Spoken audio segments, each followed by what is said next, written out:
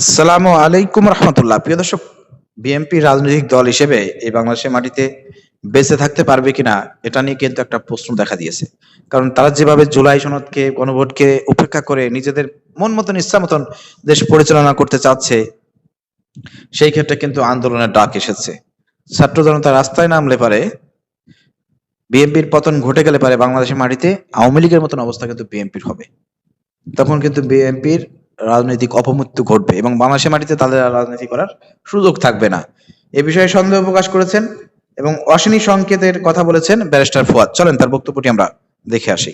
আগামী দিনে শুধু বাংলাদেশের অস্তিত্বের প্রশ্ন না, বিএনপি রাজনৈতিক দল হিসেবে বেঁচে থাকবে কিনা তার অস্তিত্বের প্রশ্ন জড়িত আছে।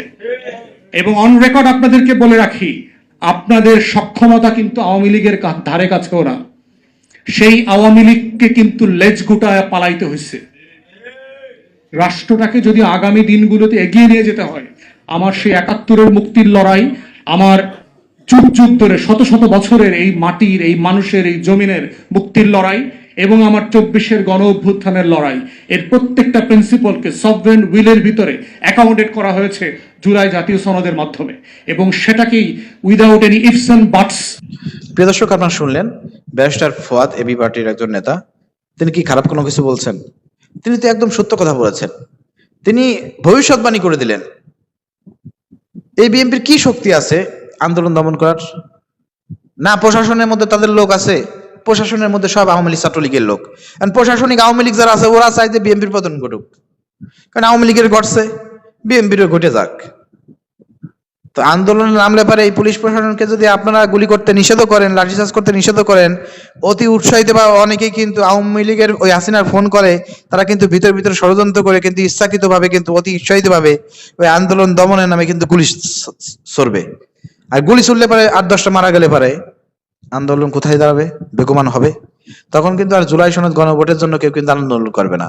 তখন ওই যে শহীদ যারা হবে তাদের কেন শহীদ করা হলো? প্রধানমন্ত্রী পদত্যাগ চাই, এক দফা, হাসিনার মতন ৯ দফা দাবি থেকে একবারে এক কথা, আবু সাইদের মৃত্যু পরে এক দফা হাসিনার পতন, হাসিনার পদত্যাগ। তো ওরমের যদি কয়েকটা মারা যায়, শহীদ হয়, জনগণ যদি বলে যে তারেক রহমানের পদত্যাগ, কি করবেন তখন? ফেরাইতে পারবেন? গুলি করে সেনাবাহিনী নামায়, সেনাবাহিনী রাস্তায় নামলে পরে আগে যতটুকু ভূমিকা রাখছে এবার তো রাখবেই না, কারণ সেনাপ্রধানও চায় যে আওয়ামী লীগের মতো পরিণতি বিএনপির হোক, চায় না? ও কাদের লোক? বুঝতেছেন না আপনারা? চুপ্পু সাহেব রাষ্ট্রপতি, সে আওয়ামী লীগের লোক, প্রশাসনের মধ্যে সব আওয়ামী লীগের লোক, ছাত্রলীগের লোক। আপনাদের আছেটা কি? ছাত্র দল বিএনপি, ওদেরকে মাঠে নামে আপনারা আন্দোলন দমন করতে পারবেন? ওরা মাঠে নামে একটা হামলা করলে পরে পরের দিন সারা বাংলাদেশে আন্দোলন ছড়াই যাবে। ছাত্র জনতার দাওয়া খায় বিএনপি ছাত্র দলের লোকজন কোথা থেকে যে কোথায় যাবে খুঁজে পাওয়া যাবে না লাস্টে ওদেরকে। আপনাদের কতটুকু শক্তি আছে? আওয়ামী লীগের কি শক্তি? আওয়ামী লীগের ১০০ ভাগের ১০ ভাগ হবে আপনাদের শক্তি। সেই আওয়ামী লীগের পতন করা দিল ছাত্র জনতা, আর আপনাদের তো কোনো শক্তিই নাই। আপনারা টিকতে পারবেন আন্দোলনের সামনে? বোকামি ছাড়েন, ঠিক আছে? হুশ ফিরান, জুলাই সনদ মেনে নেন, জনগণকে চেতায়েন না, এটা আপনাদের জন্য ভালো হবে।